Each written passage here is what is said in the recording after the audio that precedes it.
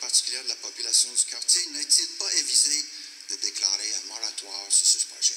Premièrement, c'est décidé depuis très longtemps. Je ne pense pas que ça préoccupe les 16 000 personnes de Saint-Sauveur, on le saurait. C'est aussi un secteur qui a besoin de logements sociaux. Et donc, il y aura, à la place du centre du Rocher, des logements sociaux. Et il y a une demande dans ce secteur-là. Puis moi, je connais très bien le secteur. J'ai été administrateur pendant des années du Pignon Bleu. Il y a un gros besoin de logements sociaux et on va en bâtir 64 logements. Des logements sociaux, puis il y a une clientèle qui a besoin de ça là-bas avec une salle communautaire. Or, notre plan fait du sens. Logements sociaux, salle sensée, qui a du bon sens, qui est en santé pour les sports et loisirs, et une bibliothèque formidable qui s'en vient avec une salle de spectacle neuve. Alors, pour Saint-Roch et Saint-Sauveur, ils ont, à mon sens, la totale. On ne pouvait pas prendre, selon moi, de meilleures décisions. Ma question est donc la suivante, et je vais encore une fois l'adresser à M. le maire ou à Mme Lemieux, c'est selon. Est-ce que vos experts chargés d'examiner le projet d'une maison de culture à Saint-Malo ont pu mettre la main sur les études du National Endowment for the Arts, qui est un organisme américain de soutien, de support aux arts, et qui a constitué une base de données impressionnante dans 4 pays qui ne sont pas les moindres, l'Angleterre, les États-Unis, le Canada, incluant le Québec, et l'Australie. Et les méta-analyses de cet organisme-là ont permis d'établir que le fait pour des enfants de milieux défavorisés d'être associés à des activités culturelles ou artistiques du type de ce qu'une maison de la culture met de l'avant est significativement associé à leur réussite scolaire. C'est exactement ce qu'ils vont voir avec la bibliothèque Gabriel Roy. Honnêtement, les 2 secteurs les moins favorisés de Québec, qui sont, entre guillemets, Saint-Roch et Saint-Sauveur, vont avoir probablement les meilleurs équipements qui joignent une salle de spectacle et une bibliothèque. Ça va être formidable. La Ville de Québec a hérité du site du centre du Rocher en 1888. Ensuite, elle l'a cédé aux Oblats avec une clause qui stipulait clairement que la vocation communautaire du bâtiment qui serait construit devrait être maintenue. En 1979, il y a eu un 2e contrat de cession à la Corporation du Rocher avec la même clause de maintenir la vocation communautaire. Ma question, étant donné que le projet de logement prévu sur ce site ne respecte pas cette clause, alors les citoyens de Saint-Sauveur qui ont payé de leur poche le centre du Rocher aimeraient savoir pourquoi la Ville de Québec ne récupère pas tout simplement ce lieu qui serait très avantageux, qui est en plein centre-ville, en plein cœur de notre quartier, pour le redonner aux citoyens, puis respecter ainsi l'engagement du maire de l'époque. Le quartier ne perd pas là-dedans. Le quartier ne perd rien.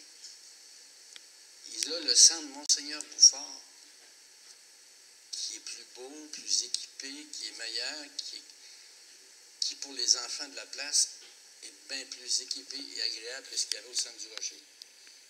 Bon, je vais vérifier le contrat des Oblats, honnêtement, je n'étais pas au courant, là, mais je m'amènerai ça, justement, j'avais rien à lire à ce soir. Je vais lire le contrat des Oblats, 1888. J'aurais dû m'en souvenir.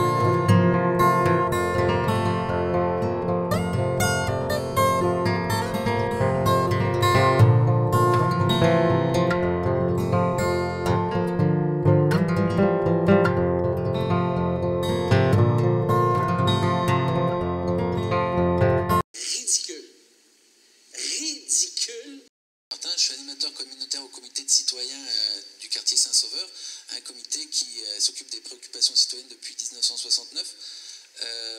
En juin dernier, je mentionnerai qu'il y a 110 personnes qui sont présentées à la consultation populaire sur la Maison de la Culture, organisée par le conseil de quartier de Saint-Sauveur. Il y a eu un consensus de dégagé, il y a eu un rapport déposé à la ville qui mentionne qu'il y a un consensus pour une maison de la culture dans le quartier Saint-Sauveur sur le site du bâtiment du centre du Rocher. Donc c'est au centre du Rocher que les gens veulent la maison de la culture dans le quartier Saint-Sauveur.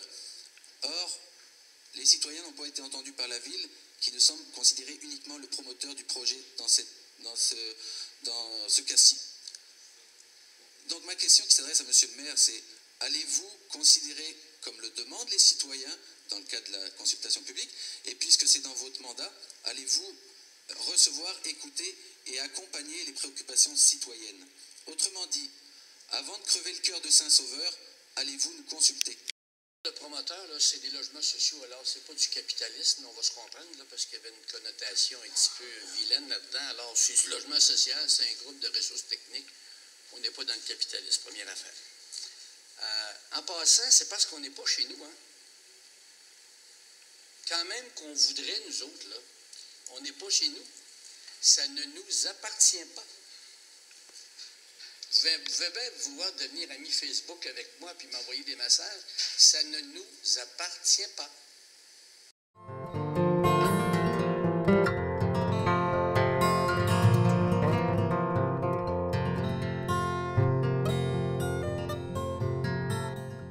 C'est parce qu'on n'est pas chez nous, hein. C'est parce qu'on n'est pas chez nous, hein. C'est parce qu'on n'est pas chez nous, hein. C'est bien de valeur, mais on n'ira pas mentir à la population. Et la corporation qui gérait le centre du Rocher n'avait pas les 23 millions.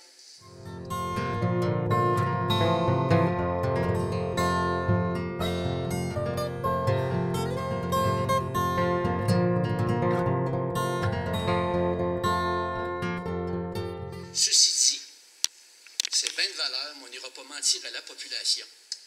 C'est bien de valeur, mais c'est ça. Alors, vous pouvez bien me demander ça à moi, là. Ça n'appartient pas à la Ville de Québec. Comme vous, on est d'accord sur le besoin de logement social dans le quartier Saint-Sauveur, mais pas aux dépens de la démolition d'infrastructures communautaires dont nous avons énormément besoin pour offrir des services éducatifs et culturels. À titre d'exemple, rappelons que l'école primaire de Saint-Malo se situe à 2 km de la bibliothèque Gabriel-Leroy.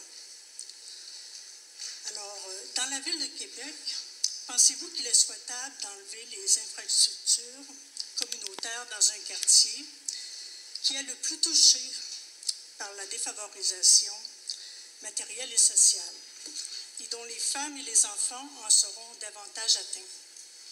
Merci.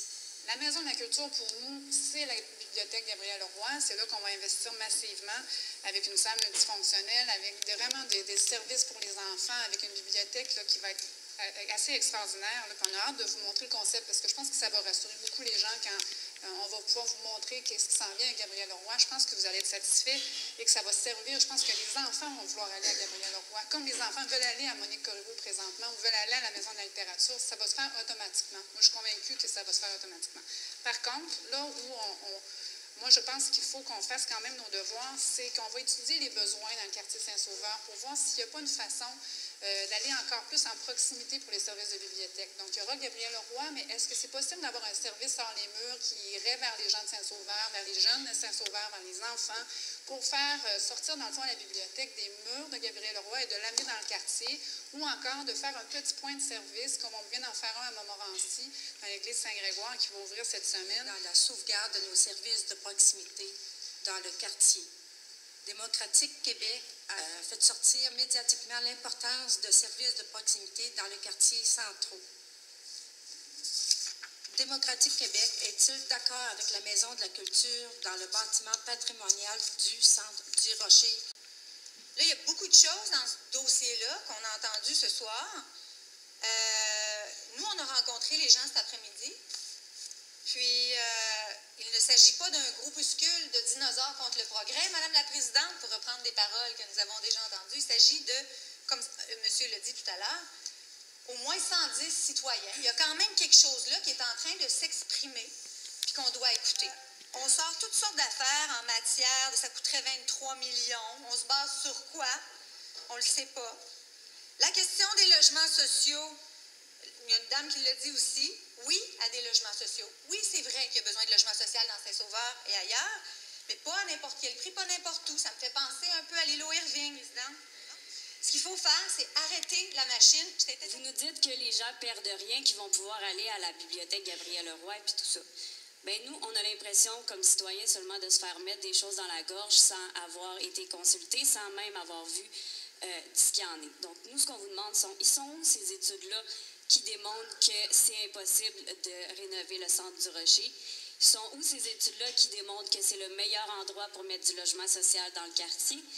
Et je vous dirais même, ils sont où les études qui nous disent que les gens vont pouvoir se rendre à la bibliothèque Gabriel-Leroy, parce que je vous dirais que se transporter dans le quartier avec les trottoirs qu'on a et tout ça pour les familles, les personnes âgées, les personnes handicapées, c'est très difficile. Alors honnêtement, là, je pense qu'on fait notre part. Je pense vraiment qu'on fait notre part. On paye pour Monseigneur Bouffard, on paye pour l'édifice Laveigne, on soutient sans arrêter le Patro Laval, on met 40 millions dans Gabriel-Leroy avec une salle de spectacle. Puis là, on va payer quelque part les logements sociaux nous aussi, mais en passant, ça ne nous appartient pas. Vous devez nous dire, les études, ça ne nous appartient pas. Alors, tout ce que vous dites, je veux bien vous entendre, mais ce n'est pas à nous autres. Au total, je pense que ça a du bon sens ce qu'on fait là. Je suis sincèrement convaincu de ça.